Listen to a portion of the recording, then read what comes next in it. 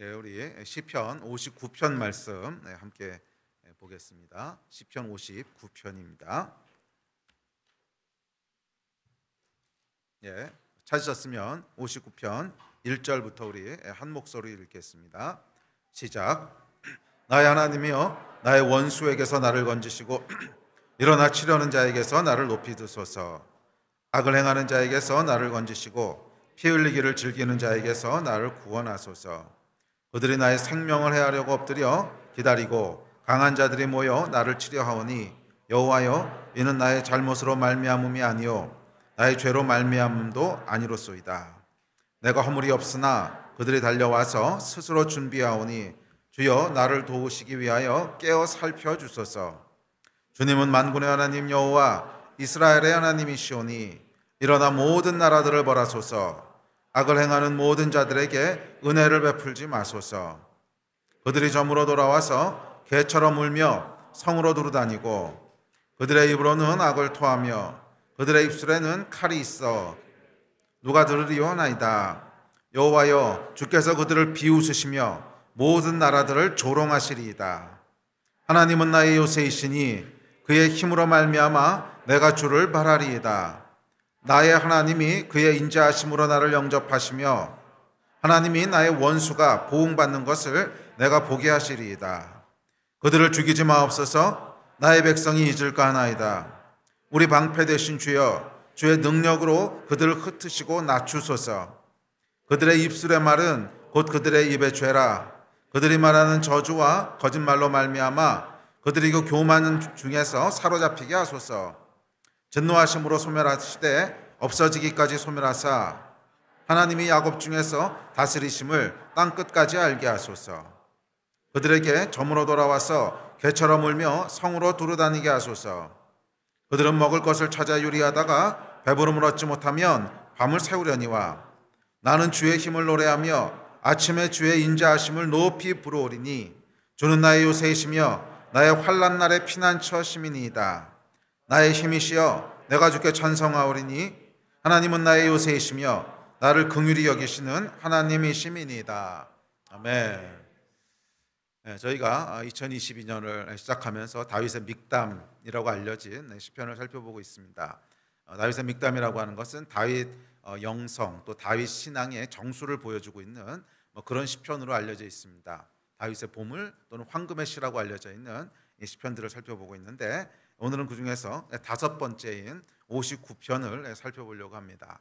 그래서 이 다윗의 믹담으로 알려진 시편을 통해서 다윗의 믿음의 가장 핵심은 뭐였는지, 다윗이 믿었던 하나님은 어떤 하나님인지, 또 다윗이 누렸던 평강과 기쁨은 어떤 것이었는지, 또 다윗의 예배는 어떤 것이었는지 하는 것들을 저희가 살펴보면서 저희 안에 이 다윗이 누렸던 예배가 다시 한번 풀어지게 되기를 기대합니다.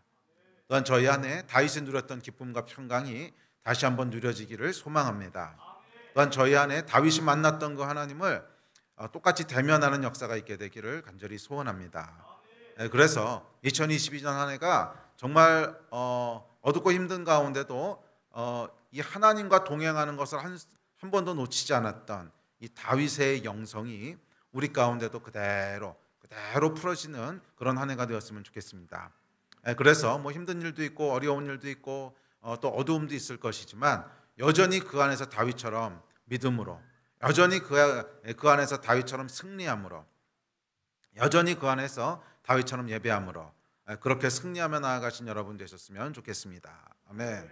자, 다윗에 대해서 다윗의 시편을 다시 살펴볼 텐데, 시편 59편은 사무엘상 19장을 배경으로 하고 있습니다. 사무엘상 19장은 다윗의 이 초창기 때인데요. 우리 지난번에 살펴봤던 58장은 다윗 인생의 후반부에 쓰여진 시였죠. 압살롬의 반역 때 쓰여진 시라면 59편은 다윗 신앙의 초창기 때 쓰여진 시입니다. 그래서 다윗이 아직 그 사울 밑에서 장수로 있을 때, 그래서 사울의 신임을 받아가고 있고 또 국민들 가운데 이렇게 영웅으로 막 떠올랐을 때, 요 때를 배경으로 하고 있는데, 이제 사울이 다윗을 시기하기 시작해서 죽이려고 막 시작하는 그때 쓰여진 시편입니다. 그래서 여기 보면 다윗이 나는 아무 잘못이 없다고 계속 하소연을 하죠. 그러니까 이 사울 왕이 자기를 죽이려고 하는데 자기는 아무 잘못이 없다는 거야. 아무리 생각해봐도 뭘 잘못했는지 모르겠고, 아무리 생각해봐도 하나님 앞에 죄 지은 것도 없고 사울 왕한테 잘못한 것도 없습니다 하는 것을 하나님한테 하소연하고 있죠. 이게 다윗이 이제 처음으로 사울에게 질투를 받고 생명의 위험을 받던 그때 쓰여진 시편입니다. 그래서 사무엘상 19장을 배경으로 하고 있는데 우리 19장 8절부터 몇 절만 같이 읽어보겠습니다. 자, 시작. 전쟁이 다시 있으므로 다윗이 나가서 블레셋 사람들과 싸워 그들을 크게 쳐 죽이매 그들이 그 앞에서 도망하니라. 사울이 손에 단창을 가지고 그의 집에 앉았을 때 여호와께서 부리시는 악령이 사울에게 접하였으므로 다윗이 손으로 수금을 탈 때에 사울이 단창으로 다윗을 벽에 박으려 하였으나 그는 사울의 앞을 피하고 사울의 창은 벽에 박힌지라. 다윗이 그 밤에 도피하매 사울이 전령들을 다윗의 집에 보내어 그를 지키다가 아침에 그를 죽이게 하려 한지라. 다윗의 아내 미갈이 다윗에게 말하여 이르되 당신이 이 밤에 당신의 생명을 구하지 아니하면 내일에는 죽임을 당하리이다 하고. 그래서 사울이 자객들을 보내서 다윗을 죽이려고 그렇게 할 때였습니다. 이것을 배경으로 하고 있습니다. 참 억울하지요. 다윗의 잘못이라고는 사울 왕에게 충성을 다한 것밖에 없는데 전쟁에 나가서 정말 조국을 위해서 또 왕을 위해서 생명 바쳐 싸운 것밖에 없는데 사울은 지금 다윗을 죽이려고 합니다. 그래서 3절과 4절에 보면 다윗이 자신의 억울함을 호소하고 있지요. 3절 4절 다시 한번 봅시다. 시작. 그들이 나의 생명을 해하려고 엎드려 기다리고 강한 자들이 모여 나를 치려하오니 여호와여 이는 나의 잘못으로 말미암음이 아니오 나의 죄로 말미암음도 아니로소이다. 내가 허물이 없으나 그들이 달려와서 스스로 준비하오니 주여 나를 도우시기 위하여 깨어 살펴주소서. 다윗이 이 억울함을 하나님 앞에 호소했던 그런 시편이 59편입니다. 그런데 이 시편 59편의 흥미로운 점은 다윗이 여러 가지 호칭으로 하나님을 부르고 있다는 거예요. 여러 가지 호칭으로 하나님을 부르고 있다는 것입니다. 그래서 여기도 보면 요새시요, 또 환난날의 피난처시고 힘이시고 또 나를 도우시는 분이시고 나를 돕기 위해 깨어 계신 분이시고 나를 인자로 영접하는 분이시고 여러 가지 명칭으로 하나님을 부르고 있습니다. 그래서 저희가 시편 59편을 통해서 다윗의 하나님은 어떤 하나님이었는지, 그래서 시편 59편은 다윗이 예배하고 다윗이 신뢰했던 하나님이 어떤 하나님이었는지를 우리에게 보여주고 있어요. 그래서 다윗이 불렀던 하나님, 그 하나님의 속성 또 하나님의 호칭들을 통해서 다윗의 하나님이 어떤 하나님이었는지, 다윗이 그 하나님을 어떻게 믿고 어떻게 섬겼는지, 다윗에게 하나님은 어떤 의미가 있는 분이었는지 라는 것들을 살펴보면서 우리에게도 다윗이 누렸던 그 하나님을 만나게 되고 누리게 되는, 동일한 하나님을 부르게 되는 그런 역사가 있게 되기를 소망합니다. 자, 첫째, 다윗은 하나님을 무엇보다도 먼저 나의 하나님이라고 부르고 있습니다. 나의 하나님. 1절에도 그러고 10절에도 그러고 또 그거 말고도 몇 번 더 나오는데, 자 1절 10절 봅시다. 시작. 나의 하나님이여 나의 원수에게서 나를 건지시고 일어나 치려는 자에게서 나를 높이 드소서. 또 10절에 시작. 나의 하나님이 그의 인자하심으로 나를 영접하시며 하나님이 나의 원수가 보응받는 것을 내가 보게 하시리다. 자, 여기 보면 이 다윗이 나의 하나님, my Lord, my God, 이렇게 고백합니다. 그러니까 다윗에게 하나님은 어떤 분이셨냐면 멀리 계시고 우주를 창조하시고 운영하시는 조물주가 아니었어요. 다윗에게 하나님은 나의 하나님, 나의 아주 가까이 계시고 나와 아주 친밀히 계시는, 나와 가장 가까이 계신, 그래서 아주 개인적인 일까지 간섭하시고 도우시는 그런 하나님이셨다는 거예요. 그렇죠. 물론 하나님은 우주를 창조하신 분이시고 세계를 운영하는 분이시고, 그래서 우리가 사실 가까이 갈 수 있는 그런 분이 아니지요. 사실 우주를 생각하면 우리 한 사람이라고 하는 것은 정말 먼지에 먼지만도 못한 정말 의미 없는 존재들인데, 그런 하나님을 대할 때 다윗은 나의 하나님, 가장 친밀한 분으로, 가장 가까이 계신 분으로, 나의 개인적인 것을 다 물어보고 아뢰고 할 수 있는 그런 분으로 대했다고 하는 것입니다. 이게 다윗이 누렸던 하나님의 첫 번째 호칭이에요. 불렀던 하나님 호칭, 나의 하나님. 뭐 예를 들자면 이런 느낌 좀 비슷할 것 같은데, 간증을 잠깐 할게요. 제가 대학교에 들어가서 1학년에 이제 들어갔더니 대학교 1학년 때는 이제 이과생들은 미적분학이라고 하는 이제 수학 과목을 듣게 됩니다. 뭐 이과생들은 전부 들으셨죠. 미적분학 캘큘러스라고 하는 과목을 듣게 되는데 1학년 때 딱 들어갔는데 그 해에 미적분학 교과서가 바뀌었어요. 그래서 작년까지 쓰던 교과서가 없어지고 새 교과서로 바뀌었는데 그 저자가 저희 아버님이셨어요. 그래서 아버님이 이제 한 세 분이 같이 쓰신 책인데 그래서 하여간 이 뭐 새로 나온 책이어가지고서 족보가 없어요. 족보가 없다고 하는 게 보통 족보가 있잖아요. 이 미적분학은 이제 그 연습 문제가 꽈마다 있는데 그거 해답을 이렇게 모아놓은 선배들의 그게 있어야 되는데 새로 바뀐 책이니까 족보가 없잖아요. 그래서 참 어려운 시간들을 보냈습니다. 어려운 시간을 보냈는데 저에게는 나의 아버지가 계셨어요. 나의 아버지가 계셔서 미적분학 책의 저자가 아니라 나의 아버지가 계셔서 모르는 게 있으면 어떻게 해요? 그냥 가서 밤에 물어보면 돼요. 이거 무슨 뜻이에요? 이건 어떻게 푸는 거예요? 그러면 다 이렇게 나의 아버지가 가르쳐 주시는, 이게 아마 좀 비슷한 느낌이 아니었을까 싶어요. 우리 하나님이 전 우주를 만드시고 창조하시고 그러신 분이시지만 동시에 누구세요? 나의 하나님이시라는 거예요. 나의 하나님이시라는 거예요. 그래서 우주를 만드신 조물주 하나님의 자격으로 우리가 하나님 앞에 설 때는 뭐 설 수 있는 게 없지요. 아니 뭐 이게 급이 돼야지 그 앞에 서지 않겠습니까? 급이 돼야지 그 앞에 서지요. 그리고 그분 앞에 뭐 미주알, 고주알, 아랜더가 하는 게 사실은 이 격이 안 맞아요. 그렇지 않습니까? 우주를 창조하시고 온 우주를 운영하시는 분 앞에서 사실 오늘 내가 친구랑 싸워가지고서 마음이 굉장히 거시기 한데요. 이게 여러분 참 급이 안 맞는 얘기잖아요. 그런 생각 안 드세요? 이 하나님, 창조주 하나님 앞에 섰을 때는 우리가 아뢰는 기도, 우리가 아뢰는 어떤 간구, 이게 도저히 급이 안 맞는 간구란 말이에요.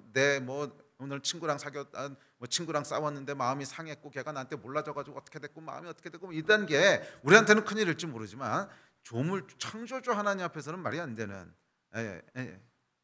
그런데 그분이 나의 아버지이실 때는 다르죠. 그분이 나의 아버지이실 때는 아무리 그분이 창조주이시고 아무리 그분이 우주를 운행하시는 수준이 안 맞는 그런 분일지라도 나의 아버지일 때는 의미를 갖게 돼요. 내가 오늘 친구하고 뭐 어쩌고 저쩌고 마음이 상했고 어쩌고 저쩌고 했을 때 아버지는요, 그 아버지가 아무리 뭐 시진핑이고 아무리 뭐 바이든이고 뭐 아무리 전 세계에서 가장 바쁜 우주를 통치하는 통치자라 할지라도 그 아버지는 자녀가 와서 하소연할 때는 아버지에게 가장 중요한 문제가 돼요. 그렇지 않습니까? 그 아버지의 수준과 레벨은 온 우주를 통치하는 큰 일들을 결정해야 되는 사람일지라도 그 자녀가 와서 아버지 내가 오늘 싸웠는데 어쩌고 딸내미가 와서 이러잖아요. 그럼 아버지는 우주를 운영하는 것보다 이게 더 중요해지는 거예요. 이게 나의 하나님이라고 하는 의미인 줄로 믿습니다.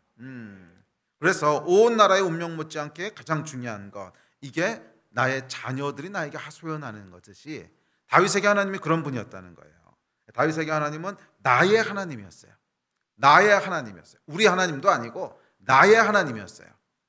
우주를 창조하신 창조주가 아니라 나의 하나님, 내가 독점하고 있는 하나님이라는 거예요.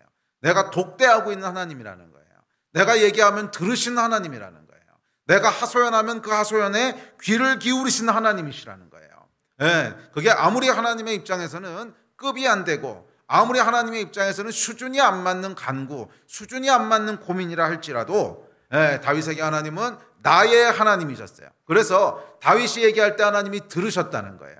다윗이 얘기할 때 하나님이 귀를 기울이셨다는 거예요.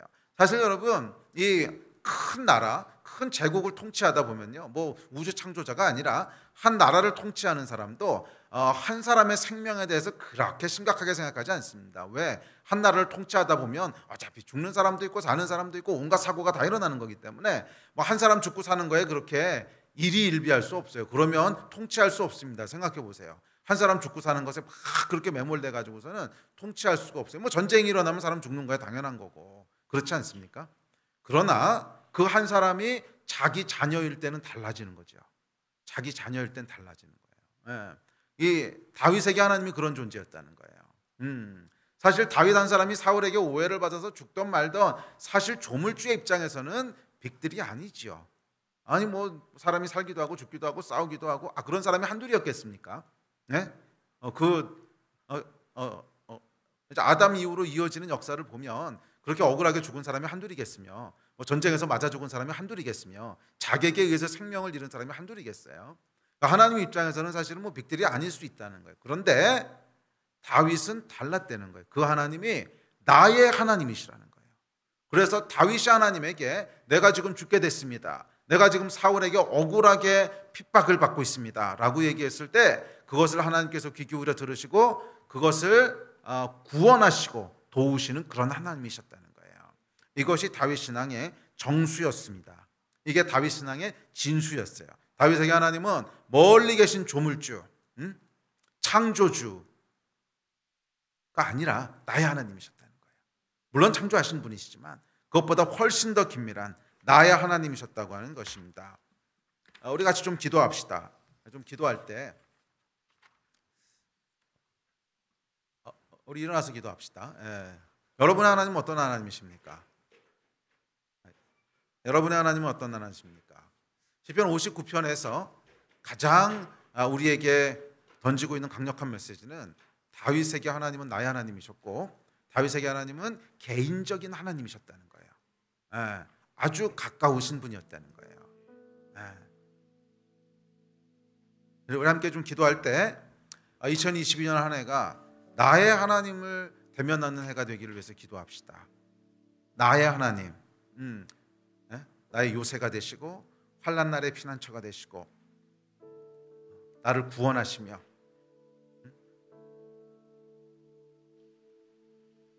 나의 하나님, 다윗이 고백했던 나의 하나님이 올 한 해 동안 저와 여러분의 하나님이 되기를 축복합니다. 우리 같이 좀 기도하실 때 주여 3번 부르짖고 좀 크게 부르짖읍시다. 나의 하나님, 나의 하나님, 나의 하나님. 다윗이 환난 때마다 가장 의지했던 분은 이 나의 하나님이라고 하는 호칭 아니겠습니까? 이 하나님이 나의 하나님이 아니라 우리 하나님이라고만 해도 사실 부르짖기가 쉽지 않았을 거예요. 이걸 과연 하나님이 들으실까? 그러나 그 하나님은 다윗에게 우리 하나님도 아니고 이스라엘의 하나님에 머무시는 것도 아니고 나의 하나님이셨습니다.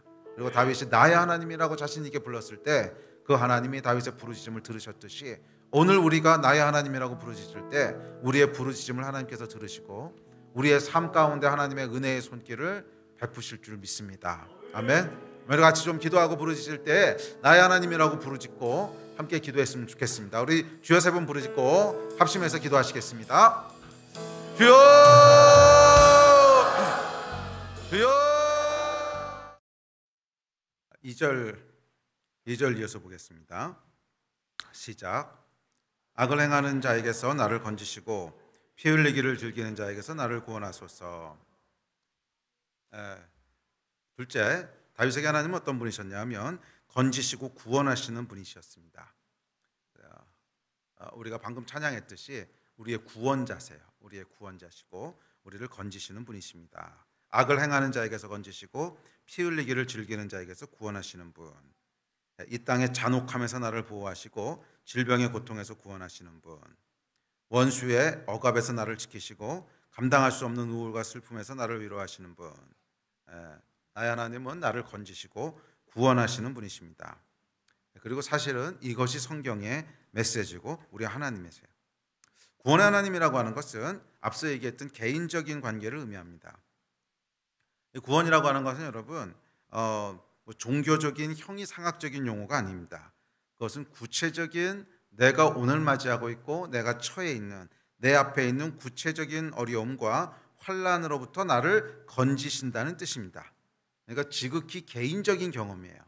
그러니까 구원이라고 하는 용어는 이런 철학적이고 종교적이고 그래서 인류의 구원의 길 이런 것이 아니라 지극히 개인적인 거라는 거예요. 그래서 여러분 다윗에게 하나님의 구원이다라고 하는 말뜻은 뭐였냐면 아담이 지었던 모든 인류에 감당할 수 없는 죄가 있는데 그 죄를 예수 그리스도를 통해서 다 사하시고 용서하셔서 인류가 새로운 삶을 살 수 있는 길을 마련해 놓으셨다라는 것이 아니었어요. 물론 이게 구원이긴 합니다. 하지만 이것 이상의 거였어요. 그건 뭐였냐면 내 앞에 놓여 있는 사울의 위협으로부터 나를 건지신다는 뜻이에요. 그게 다윗에게 구원이었습니다. 오늘날 우리가 믿는 하나님은 인류에게 구원의 길을 보여주시는 분이 아니십니다. 그분 자신이 길이 되신 분이시죠. 그래서 나를 구원하시는 분이라고 하는 이것은 인류를 구원하는 길을 알려주고 계시해 주는, 그래서 뭐 명상을 해봐라, 묵상을 해봐라, 또 무념무상해서 전부 다 잊어라, 구원의 길이 여기 있다, 그저 길만을 제시하는 것은 종교예요.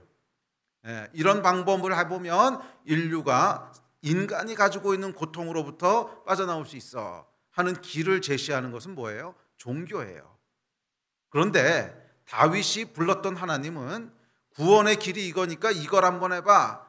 너는 구원의 길은 이거니까 명상을 한번 해봐. 아니면 구원의 길은 이거니까 고해를 한번 해봐. 또 구원의 길을 가르쳐 주시는 게 아니에요. 예수께서 뭐라 그랬어요? 내가 길이라 그러셨어요. 나는 길을 가르쳐 주는 자가 아니라, 그건 종교라는 거예요. 길을 가르쳐 주는 건 종교고 내가 길이라는 거예요. 길이라고 하는 건 뭐냐면 내가 솔루션이라는 거예요. 내가 해답이라는 거예요. 그러니까 다윗의 삶에 지금 당장 맞닥뜨려 있는 위기가 있고 당장 맞닥뜨려 있는 위협이 있었잖아요. 사울이 지금 자객들을 보내서 나를 죽이려고 합니다. 다윗을 죽이려고 해요. 다윗에게 구원이라고 하는 것은 뭐냐면 인류의 죄를 구원하는, 인류를 구원하는 길이 여기 있어 하는 구원이 아니라는 거예요. 그 구원이 아니라 다윗에게 구원은 오늘 나를 죽이러 온 저 자객들로부터 건지시는 하나님, 이게 구원의 하나님이었다는 거예요. 오늘날 여러분, 우리가 믿고 있는 하나님은 종교의 하나님이 아니십니다. 우리가 믿고 있는 기독교는 종교의 기독교가 아니에요. 그냥 인류가 가지고 있는, 인간이 가지고 있는 내적이고 형이상학적이고 철학적이고 그런 문제들, 고뇌를 해결하는 길이 여기 있어 하고 길을 보여주는 그런 종교적 해결책이 아니라는 거예요. 우리가 믿고 따른 하나님은 살아계셔서 다윗을 죽이러 온 자객으로부터 다윗을 구원하셨듯이 오늘 내 삶을 위협하고 있는 위협으로부터, 재난으로부터, 고통으로부터, 질병으로부터 나를 구원하시는 하나님이신 줄 믿습니다. 이게 여러분 다윗이 불렀던 구원의 하나님이에요. 나를 건지시고 나를 구원하소서. 그런데 나를 어디서부터 건지시냐면 악을 행하는 자에게서 건져주시고 피 흘리기를 즐겨하는 자, 저 자객으로부터 나를 건져주십시오. 당신은 나의 구원의 하나님이십니다 하는 의미가 이것이었는지 믿습니다. 그래서 우리의 하나님도, 저와 여러분이 믿고 따르는 하나님도 다윗이 믿었던 그 하나님 아닙니까? 다윗을 자객의 위협으로부터 구원하셨던 하나님, 다윗의 생명을 사울의 위협으로부터 구원하셨던 그 하나님, 사울의 악한 계략에서 다윗을 건지신 분, 블레셋의 위험에서 다윗을 구원하시는 분, 그분이 오늘 우리를 질병에서부터 구원하실 분이시고 오늘 우리를 재정의 위기에서부터 건지실 분이십니다. 다윗이 믿었던 하나님은 구원의 하나님이셨어요. 할렐루야. 이어서 4절에서 다윗이 이렇게 고백합니다. 우리 4절 같이 읽읍시다. 시작. 내가 허물이 없으나 그들이 달려와서 스스로 준비하오니 주여 나를 도우시기 위하여 깨어 살펴주소서. 다윗은 동시에 이 하나님이 나를 구원하시는 분이신데 깨어 살피시는 분이래요. 깨어 살피신다고 하는 것은 뭐냐면 쉬지 않으신다는 거예요. 실수하지 않으신다는 거예요.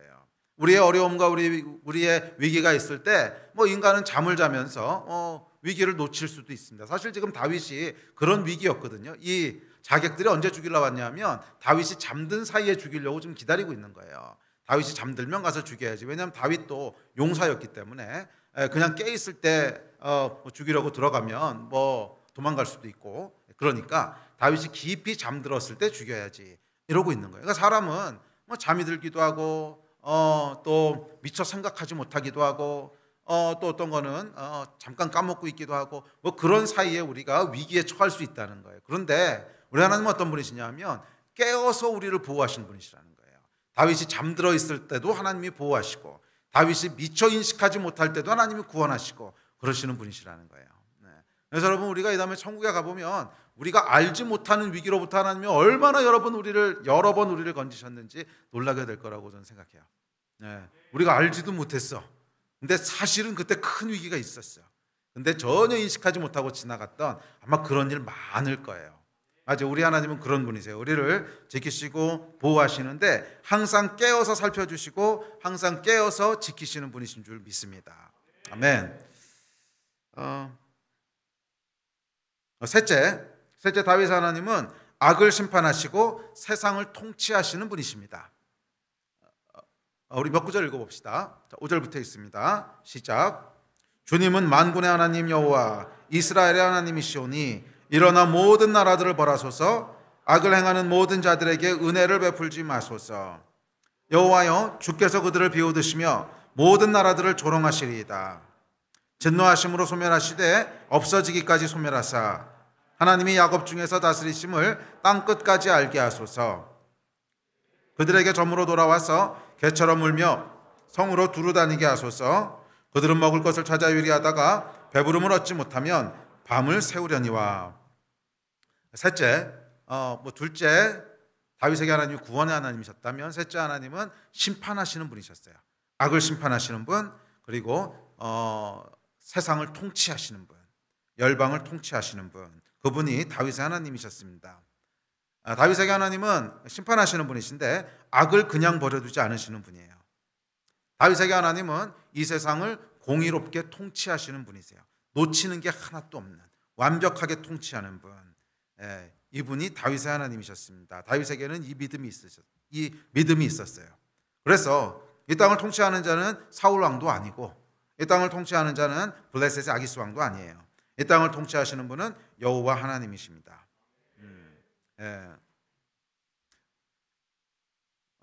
그래서 8절에 보면 뭐라 그러냐면 여호와여, 주께서 그들을 비웃으시며 모든 나라를 조롱하시리이다. 이게 뭐예요? 사람들이 마치 자기가 세상을 다스리는 듯 거만을 떤다는 거예요. 사람들은 마치 자기가 모든 것을 다 아는 듯 교만하게 목에 힘을 주지만 하나님께서는 그들을 비웃으시고 모든 나라들을 조롱하십니다. 네 생각대로 될 것 같지? 그래, 한번 마음대로 해봐. 되나? 그래요. 하나님의 허락이 없으면 아무리 우리 생각이 될 것 같아도 아니요, 그렇게 되지 않습니다. 아무리 완전해 보이는 계획도 하나님의 허락이 없으면 수포로 돌아가게 되는 거예요. 아무리 완전해 보이고 아무리 강력한 군대라 할지라도 하나님의 허락이 없으면 한순간에 무너지는 거예요. 악인들은 이 비밀을 몰라요. 그저 자기 힘과 자기의 꾀로 다 될 거라고 생각을 합니다. 내 힘과 내 꾀면 이 일은 반드시 세상에 이루어질 거라고 생각을 해요. 그래서 악행을 저지릅니다. 그래서 악한 일들을 계획합니다. 그런데 하나님께서 위에서 내려다보시면서 비웃으시고 조롱하신다는 거예요. 그게 네 맘대로 될 것 같지? 그렇게 하면 네 맘대로 다 이루어질 것 같지? 그래, 한번 해봐. 이러신다는 거예요. 그래, 한번 해봐. 어떻게 되나? 비웃으실 뿐 아니라 진노하심으로 그 악을 심판하신다는 거예요. 네가 그렇게 하면 잘 될 것 같고, 그렇게 하면 네가 권력을 얻을 것 같고, 그렇게 하면 네가 이익을 볼 것 같지? 그래, 한번 해봐. 그리고 하나님께서 심판하시는데 무섭게 심판하셔서 악을 다 무너뜨리시고 마치 굶주린 개가 성을 떠돌듯이 그렇게 유리하는 죄가 되게 하신다는 것입니다. 그러면 여러분, 두려워하지 마십시오. 억울해하지 마십시오. 우리 하나님은 실수하지 않으시는 분이세요. 악인의 꾀를 비웃으시고 조롱하시는 분이십니다. 악을 악으로 갚으시고 의인에게는 무한한 축복을 내리시는 분이신 줄 믿습니다. 사울에게는 사울의 악행으로 갚으시고 다윗에게는 다윗의 믿음대로 축복하셨듯이 오늘날도 하나님께서는 이 땅에 자기의 힘을 의지하고 자기의 악한 꾀를 의지하는 자에게는 사울의 악행이 그 머리로 돌아갔듯이 그들의 머리로 돌아가게 하실 거예요. 조롱하시고 비웃으실 거예요. 네가 하면 될 것 같지? 마음대로 해봐게 되나? 이러실 거라는 것입니다. 아멘.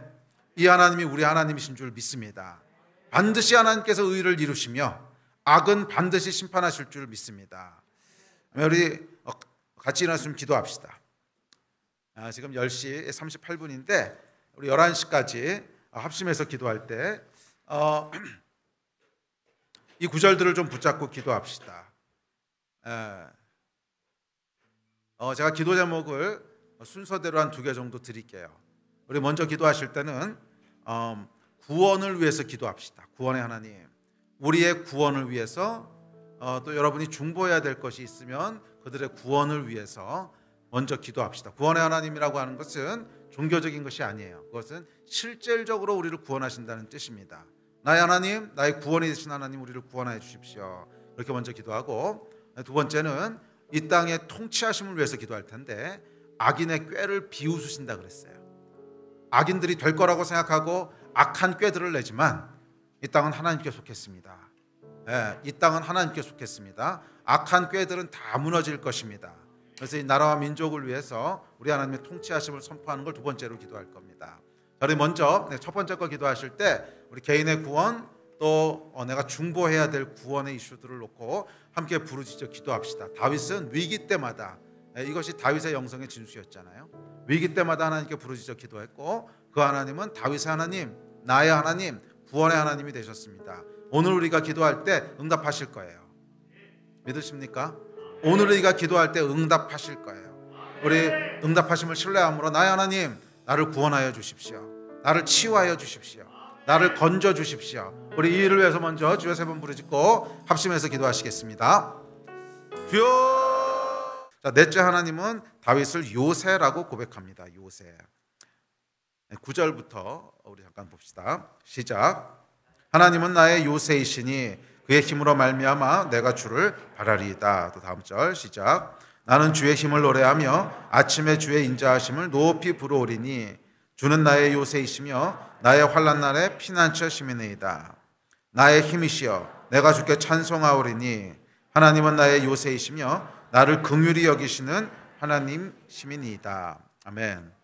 이것이 개역개정 옛날 성경에는 산성이라고 번역되어 있는데 문자적으로는 요새보다 산성이 조금 더 가까운 표현입니다. 그냥 높은 곳 이런 뜻입니다. 근데 그 당시에는 이 요새가 다 높은 곳에 지어졌어요. 그래서 요새를 그냥 높은 곳이라고 불렀습니다. 산성이라고 불렀습니다. 왜냐하면 옛날에는 공군이라는 게 없었기 때문에 전쟁에서 안전하고 전쟁에서 유리한 곳은 무조건 높은 곳입니다.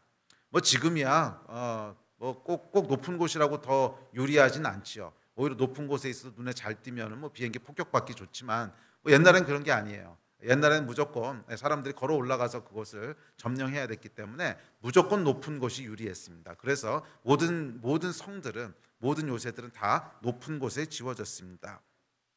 자, 그래서 높은 곳이라고 하는 것, 요새 또는 산성이라고 하는 것은 뭐냐면 원수들이 공격하기 어려운 곳이라는 거예요. 원수들이 공격하기 어려운 곳이에요. 그래서 요새에 들어가 있으면 그냥 평지에 있으면 이 원수들이 언제든지 쳐들어와서 칼로, 창으로, 활로 우리를 해칠 수 있지만 요새에 있으면 높은 곳에 있으면 원수들이 거기를 공격하기가 어렵다는 것입니다. 하나님이 그런 분이시라는 거예요. 우리가 하나님께 피했을 때 우리가 하나님께 보호하심을 요청했을 때 원수들이 우리를 공격하기 어려워진다는 거예요. 원수들이 우리를 공격하기 어려운 곳이란 뜻입니다. 우리 하나님께서는 우리를 보호하시는 분이십니다. 다윗을 사울이 보낸 자객으로부터 보호하셨듯이 우리를 모든 위험으로부터 보호하시는 분이 우리 하나님이신 줄 믿습니다. 비록 질병이 나를 공격해 넘어뜨리려 하지만 우리 주 하나님은 우리의 요새이십니다. 비록 세상의 유혹과 시험이 나를 공격해 무너뜨리려 하지만 우리 하나님은 우리 요새십니다. 다윗은 하나님을 나의 요새시라고 고백했습니다. 다윗은 위기 때마다 요새 대신 하나님께 피했고 그리고 언제나 안전했어요. 주께 피하는 자는 넘어지지 않고 안전할 것입니다. 우리 하나님은 세상에서 가장 안전한 곳입니다. 가장 안전한 곳입니다. 보이지 않아도 그 능하신 손으로 나를 지키시고 보이지 않아도 그 예리한 눈으로 원수들의 계략을 간파하고 계십니다. 저와 여러분을 안전하게 지키시는 분, 그분이 우리 하나님이신 줄 믿습니다. 또한 다윗은 우리 하나님을 나의 방패시라고 고백합니다. 11절입니다. 시작. 그들을 죽이지 마옵소서. 나의 백성이 잊을까 하나이다. 우리 방패 되신 주여, 주의 능력으로 그들을 흩으시고 낮추소서. 그 다윗은 하나님을 방패라고 고백하는데 이 방패도 뭐 요새와 비슷한 의미죠. 요새도 이 원수들로부터 우리를 보호하는 곳이라면 방패 역시 원수들의 화살과 칼로부터 우리를 보호하는 것입니다. 조금 차이가 있다면 요새라고 하는 건 좀 규모가 크지요. 규모가 커서 그냥 내 몸 전체가 거기 들어가서 숨는 것이고 또 부대 전체가 들어가서 숨는 것이고 그런 좀 큰 규모의 어떤 보호막을 얘기한다면 방패는 개인적인 병기죠. 개인이 들고 다니는 병기입니다. 그래서 이 방패는 개인화기라는 면에서 조금 더 구체적인 적의 화살과 칼로부터 나를 직접적으로 지켜주는 그런 병기입니다. 특별히 에베소서에 보면 이렇게 얘기합니다. 시작. 모든 것 위에 믿음의 방패를 가지고 이로써 능히 악한 자의 모든 불화살을 소멸하고. 원수가 우리에게 쏘는 불화살이 있다는 거예요. 원수가 우리에게 쏘는 불화살이 있습니다. 그것은 직접적으로 물리적인 어떤 위협이기도 하고 또는 영적인 내적 공격이기도 합니다. 그래서 원수가 우리 마음 가운데 불화살을 계속 쏜다는 거예요. 예를 들어서 참소를 통해서 죄책감을 일으키기도 하고, 이 죄책감이라고 하는 것은 여러분, 죄책감은 건강한 감정은 아니에요. 죄에 대해 양심이 물론 죄책감을 느낄 수는 있는데 그럼 빨리 회개하고 하나님 앞에 돌이켜야지, 이 죄책감을 계속 마음에 가지고 있는 건 절대 건강하지 않습니다. 왜냐하면 죄책감이 계속 우리 안에 역사하고 있으면 하나님 앞에 나아가지를 못해요. 계속 죄책감 때문에 하나님으로부터 멀어지게 돼 있습니다. 그런데 이 마귀는 참소를 통해서 우리 안에 계속 죄책감을 일으켜요. 너 그거 잘못했잖아. 너 그때 그 불순종했잖아. 너 그때 죄졌잖아. 너 그때 넘어졌잖아. 그래 뭐 죄질 수 있어요. 그러면 빨리 회개하고 아이고 하나님 잘못했습니다. 다음부터 안 그러겠습니다. 이래야 정상인 거지. 계속 마귀가 참소하도록 놔두면은 너 그때 죄졌잖아. 너 그때 잘못했잖아. 너 지금도 넘어졌잖아. 너 예배하러 나온다 그러면서 그 남편한테 있는 짜증 없는 짜증 다 내고 나왔잖아. 여기 있을 거리 아마. 뭐 이런 것들이 계속 우리 안에 죄책감을 일으키게 뭐 그게 이제 불화살이라는 거예요. 우리가 영적으로 집중할 수 없게 하는 거죠. 또 비아냥거림을 통해서 열등감을 일으키기도 합니다. 비아냥거림을 통해서 에이 봐, 넌 어차피 그런 놈이야. 네가 뭘 하겠어. 뭐 이런 비아냥거림. 또는 수치심을 통해서 죽음을 생각하기도 하고 절망감을 통해서 무기력하게 만들기도 합니다. 원수가 쏘는 불화살들이죠. 그리고 우리 하나님께서는 이런 모든 불화살을 소멸하는 방패가 되신다는 것입니다. 아멘. 원수의 어떤 화살도 우리를 넘어뜨리지 못할 것입니다. 원수가 어떤 화살을 쏴도 믿음의 방패 되신 우리 하나님 뒤로 숨으십시오. 우리 하나님 뒤에 숨으십시오. 아이코 하나님 나를 보호해 주십시오. 아이코 하나님 지금 내 마음에 이런 원수의 화살이 있습니다. 아이코 하나님 지금 원수가 불화살을 쏴서 내 안에 죄책감을, 수치심을, 아니면 뭐 절망감을 이 화살을 막아주십시오. 내가 하나님 뒤에 숨습니다. 우리 하나님은 방패가 되신 분이신 줄 믿습니다. 그럴 때 원수의 어떠한 화살도 우리에게 해를 끼치지 못할 것입니다. 자, 여섯 번째, 다윗은 하나님을 환난 날의 피난처라고 고백합니다.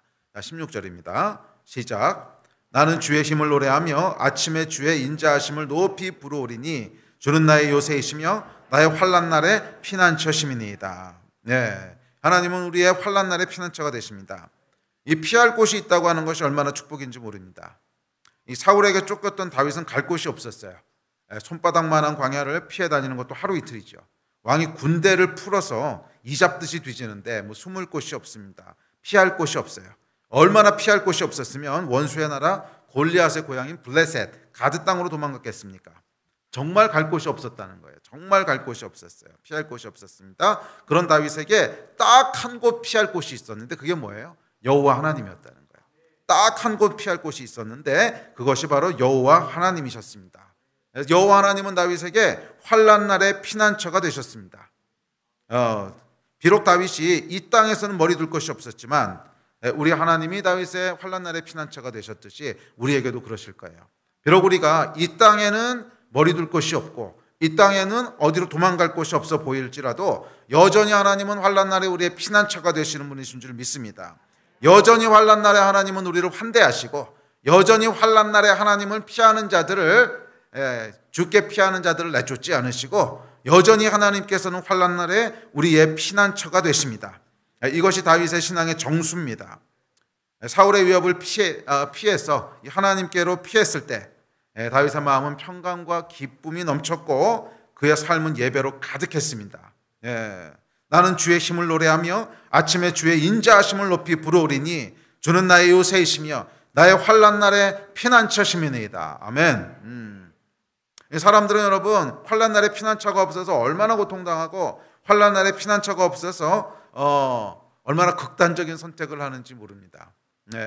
지난 몇 년 동안에도 뭐 저희 교회는 아니지만 제가 아는 목사님들 교회에 뭐 사업 때문에 자살하신 분들 또 뭐 고통 때문에 생을 끊으신 분들 있었거든요. 근데 그걸 보고 들을 때마다 얼마나 제 마음이 아팠는지 몰라요. 얼마나 마음 둘 곳이 없었으면 생을 마감할까. 그래도 예수 믿는 사람들인데 정말 절망적이라고 생각한 거예요. 정말 갈 곳이 없다고 생각한 건데 참 마음이 아팠어요. 얼마나 마음 둘 곳이 없었으면 삶을 끊을까. 기억하십시오 여러분. 세상에는 정말 마음 둘 곳이 없어 보여도 여전히 하나님은 우리의 피난처가 되세요.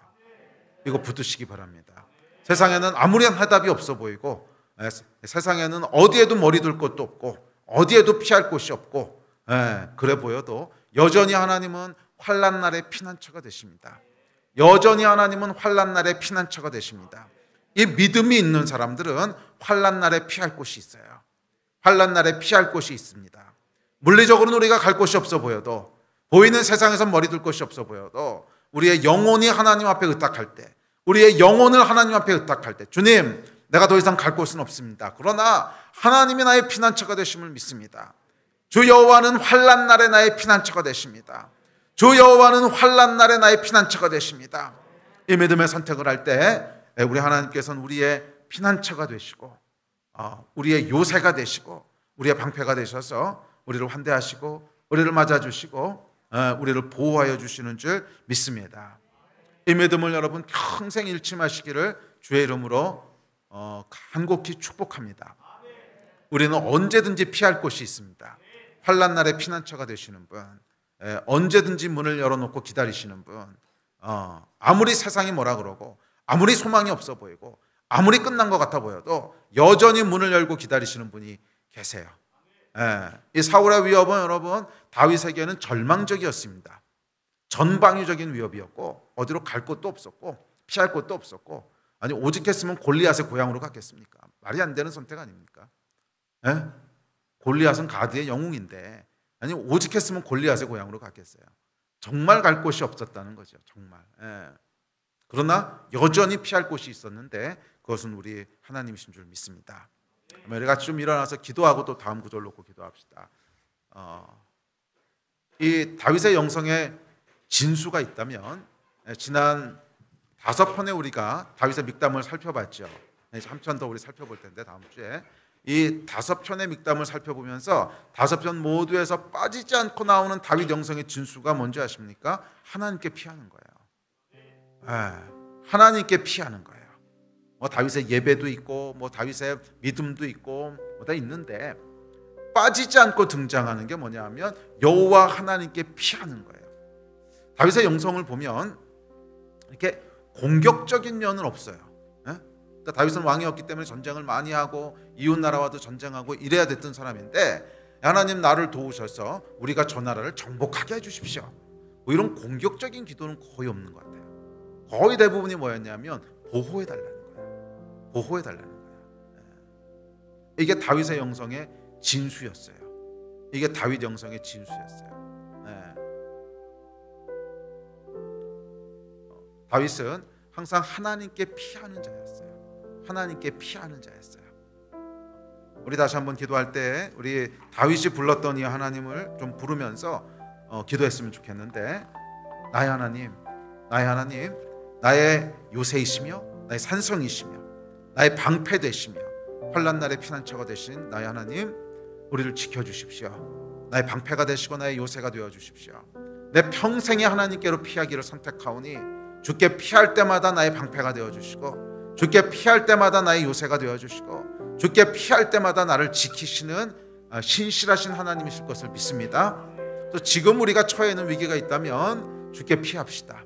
주님, 세상에서 뭐라고 얘기하는지 모르지만, 세상에선 방법이 없어 보일지 모르지만 여전히 하나님은 나의 요새이시며 여전히 하나님은 세상의 통치자이시며 여전히 하나님은 해답을 가지고 계신 분이십니다. 내가 주께 피합니다. 이 다윗 영성의 진수, 이거 붙잡고 우리의 한 해를 승리하면서 살았으면 좋겠고, 이거 붙잡고 여러분 평생을 하나님과 동행했으면 좋겠습니다. 주여 세 번 부르짖고 우리 함께 기도할 때 이 다윗이 불렀던 하나님을 부르면서 좀 기도합시다. 나의 방패이시며 나의 요새이시며 내 환난 날에 피난처 되신 나의 하나님, 내가 오늘 하나님께 부르짖으며 내가 여호와께 피하오니 나의 하나님이여, 나의 요새시여, 나의 방패시여, 오늘 나의 보호자가 되신 하나님 지켜주십시오. 내가 여호와께로 피합니다. 사울의 위협으로부터 건져주십시오. 질병으로부터 구원하여 주십시오. 위기로부터 건져주십시오. 이 일을 위해서 우리 주여 세 번 부르짖고 합심해서 기도하시겠습니다. 글로리